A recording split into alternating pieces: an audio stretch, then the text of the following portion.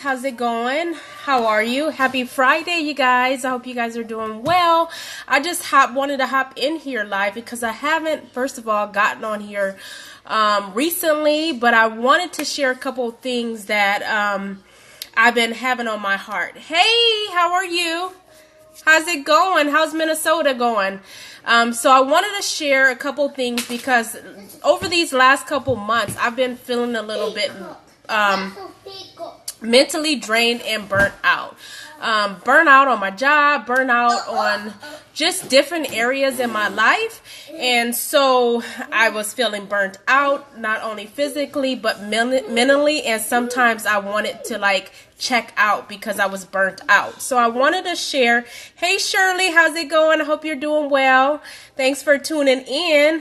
But I wanted to share little tips for you because I don't know about you, but I know that burnout is real. And sometimes we have it when we're shooting for goals that we want to accomplish. Not only, it can be any goal that you want to accomplish. Goals in your health, goals on your job, goals with your parenting, goals with your relationships, goals with your marriage goals. There's tons of goals that we shoot for, or tons of goals that we work on and we want to work on.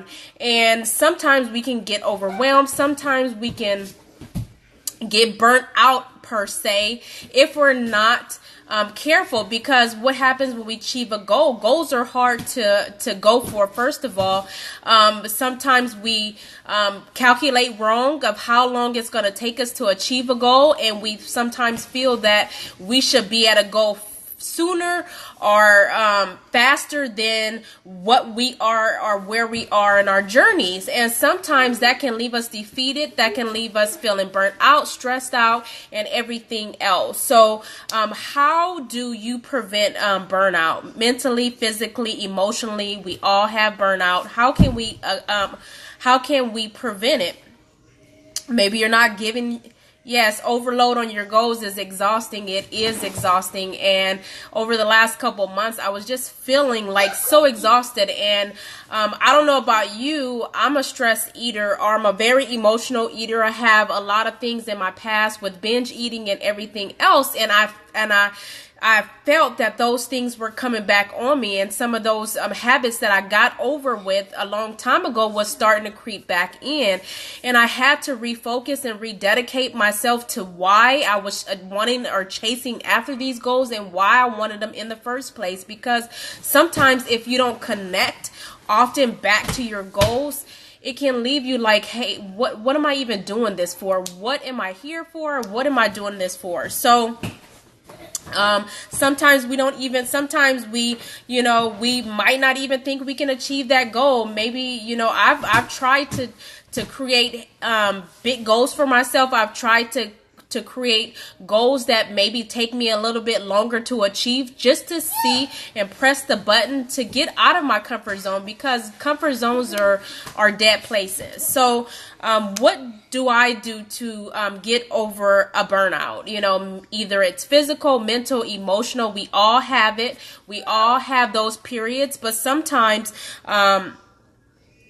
finding something that feeds your soul, something that you could connect with, something that can feed your soul. Maybe it's art, maybe it's music, maybe it's going on a trip to refocus and clear your mind from the clutter. Maybe that's your thing. I know for me, I love vacations. I love to travel with my husband. And just a week ago or 2 weeks ago, I went to Minnesota and I spent a week away from Texas, and that was all I need to refocus and release that clutter and release that burnout. Just taking a trip away and just having that serene time where you can just get away and refocus. Rest is so important when you're chasing goals, because if you don't give yourself rest, sometimes we want it right now. We want that goal right now, that we can beat ourselves dead, that we're not taking the rest that we need to give ourselves rest, to refocus focus, to clear our mind and everything else. So I would definitely recommend getting rest, at least a couple hours, that maybe a day. I love to take one day off a week where I can rest and recoup and refocus. And my daughter's in the background and she's making a lot of noise. So also I'm in the house. Recommit to your why. So if you have that strong, you have to have a strong why. And if you don't have enough strong why, and if you can't follow through with your why, you have to recommit often to your why, because sometimes we forget the reason why we're doing what we're doing in the first place. So connecting back to that why and recommitting yourself to it.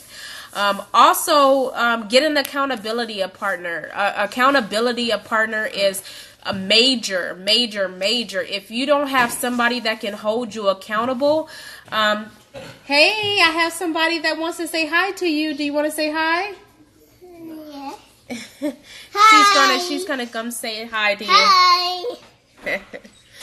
Yeah, having an accountability partner, somebody that can hold you accountable to your goals and keep you on track, because what we as humans are like, kind of like sheep in the Bible. You know, God tells us that we're like sheep. We get off track, we get distracted from what we want to accomplish, and if we don't have somebody that can hold us accountable, it's hard for us to stick to those goals. So I will recommend having an accountability partner, somebody that can, you know, hold you accountable to your goals of what you want to accomplish.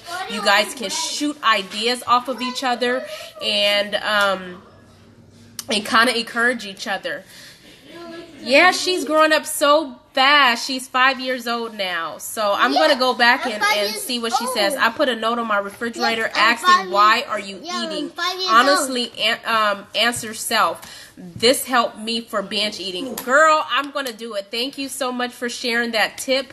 I definitely need to use that. I think if you have, because sometimes, you know, we have a habit of eating, and we create these habits, and sometimes if we're not careful, we can mindless eat. We can just eat just because food is there and you might not even be hungry. So thank you so much for that tip.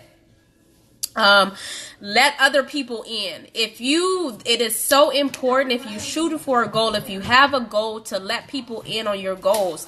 Don't have a goal and keep it in your head, or have a goal and just keep it to yourself, because what happens is that it's so much easier to isolate ourselves and not let people know our goals. When you let people know that you have these goals and you want to accomplish them, it is so big and so imperative, because they can kind of steer you in the right direction when they see you stumbling or when they see you fall. I don't know how many times when I was starting my health and fitness journey and I was trying to lose weight back in 2015, and I had reached my heaviest, I let people in. Everybody knew at my job that I was trying to lose the weight. My mom, my parents knew.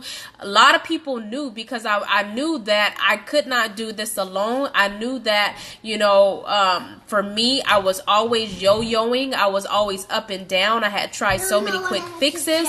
And I knew for me, if I didn't have somebody else in my corner that can hold me accountable when they saw me pick the bag of chips, or saw me pick up, sorry, somebody was calling me, pick up the bag of chips or pick up the french fries, and they could say, hey girl, what are you doing? I knew that I was going to steer in the wrong direction. So I let a lot of people know that I was shooting for these goals, and this is what I wanted to accomplish. And because if you have an accountability partner, that's just not enough, you know, because how many times have you went to the gym, you had somebody that was gung-ho with you, that you had a partner at the gym, and you guys said, I'm going to do this, you know, it's January 1st, we're going to get to our goals. You guys, for the first couple of weeks, are going to the gym together and encouraging each other and shooting each other and going, and all of a sudden somebody falls off, or that accountability partner falls off, and then you're left alone and you fall yourself, and you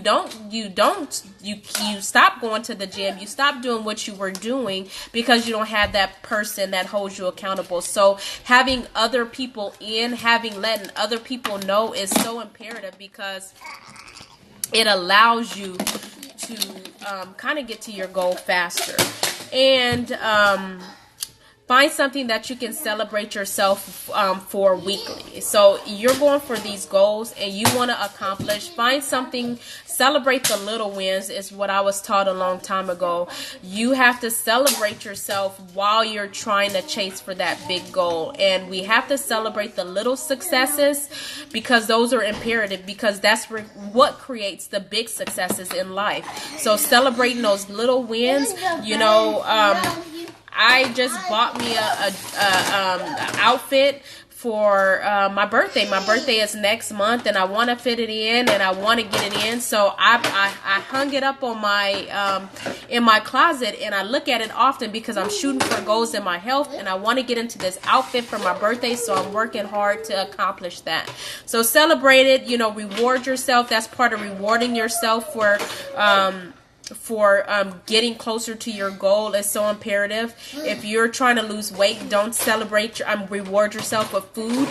Stay away from rewarding yourself with food, because that's one way to set you up for backsliding. So if you are trying to lose weight or want to get to a health goal, reward yourself with something other than food, like clothes or a new workout outfit or a pair of sneakers or getting your nails done or something like that.